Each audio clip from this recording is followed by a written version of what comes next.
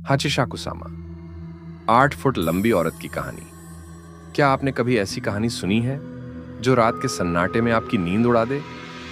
ऐसी कहानी जो आपके कानों में फुसफुसाए और आपके दिल को डर से थरथरा दे। आज मैं आपको बताने जा रहा हूं एक ऐसी कहानी, जापान के एक छोटे से गांव की, जहां एक 8 फुट लंबी औरत की साए में छिपी है एक भयानक सच्चाई। उसका नाम है हाचिशा कुसामा। क्या आप सुनने के लिए तैयार हैं? जापान के ग्रामीण इलाकों में, जहां पुराने जंगल और सुनसान रास्ते एक दूसरे से मिलते हैं, वहां एक किंवदंती है। लोग फुसफुसाते हैं एक ऐसी औरत के बारे में जो इंसान नहीं बल्कि कुछ और है। उसका नाम है हाचिशा कुसामा, यानी 8 फुट लंबी औरत। वह कोई साधारण प्रेत नहीं। उसका कद इतना लंबा है कि वह पेड़ों के ऊपर से झांक सकती है।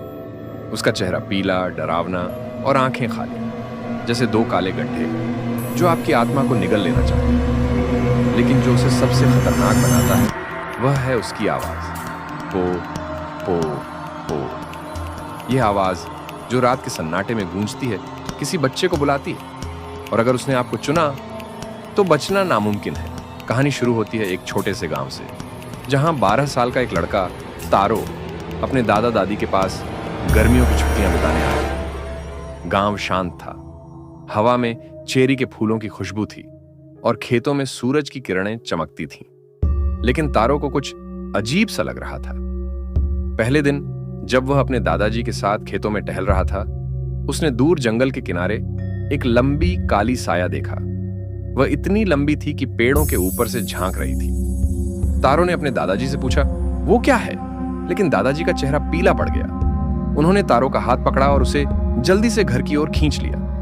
उस रात तारो को नींद नहीं आई। वह खिड़की के पास बैठा था जब उसे बाहर से एक अजीब सी आवाज सुनाई दी, पो पो पो।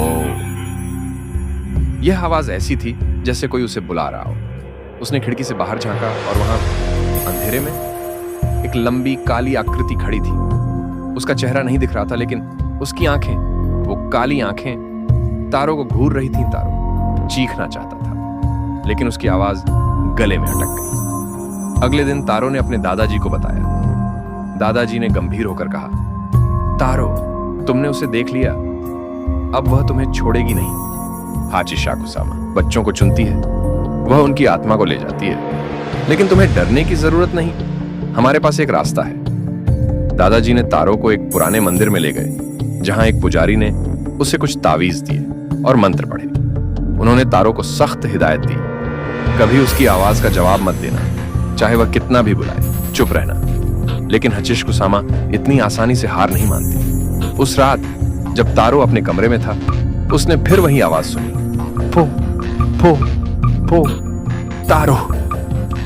इस बार आवाज इतनी करीब थी कि ऐसा लग रहा था जैसे वह खिड़की के ठीक बाहर खड़ी हो। तारो ने अपने कान बंद कर लिए, लेकिन आवाज उसके दिमाग में गूंज रही थी। उसने खिड़की की ओर देखा और वहां हाचिशा कुसामा की लंबी काली आकृति खड़ी थी। उसका चेहरा अब साफ दिख रहा था, एक मुस्कान जो इंसानी नहीं थी।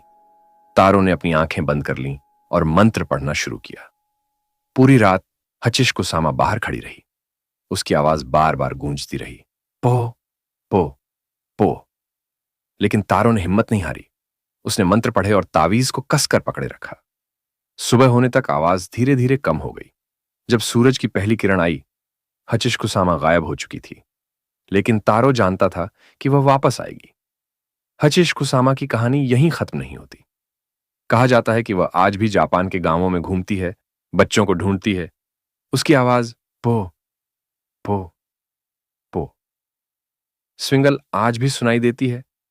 अगर आप कभी सुनसान रास्ते पर हों और आपको यह आवाज सुनाई दे, तो कभी जवाब मत देना, क्योंकि अगर आपने जवाब दिया तो हाचिशा कुसामा आपको ढूंढ लेगी। तो दोस्तों, यह थी हाचिशा कुसामा की कहानी। क्या आपने कभी ऐसी डरावनी आवाज सुनी है, या शायद आपने उसे देखा है? कमेंट में बताइए। और अगर आपको यह कहानी डरावनी लगी तो इस वीडियो को लाइक करें, शेयर करें और चैनल को सब्सक्राइब करें, क्योंकि अगली बार मैं लाऊंगा एक और खौफनाक कहानी।